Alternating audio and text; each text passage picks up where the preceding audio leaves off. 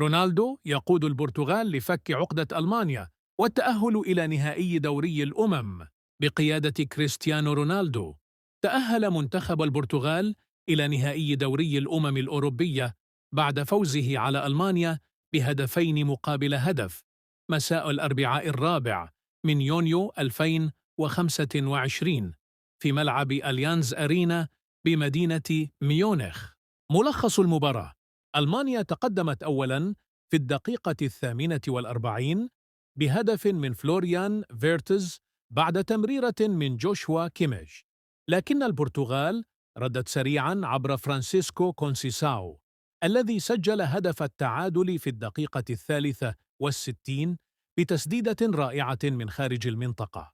رونالدو البالغ 40 عاماً حسم اللقاء بهدف في الدقيقة 68 بعد عرضية من نونو منديز، رافعاً رصيده الدولي إلى 137 هدفاً.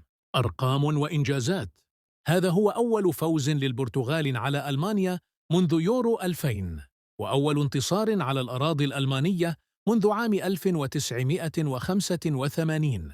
رونالدو وصل إلى الهدف رقم 937 في مسيرته مع الأندية والمنتخب.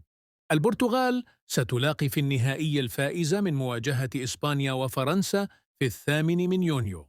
تفاصيل سريعة: تأخر انطلاق المباراة 10 دقائق بسبب عاصفة، وألمانيا أهدرت فرصة تحسين تصنيفها قبل مونديال 2026، بينما تطمح البرتغال لحصد اللقب الثاني بعد نسخة 2019.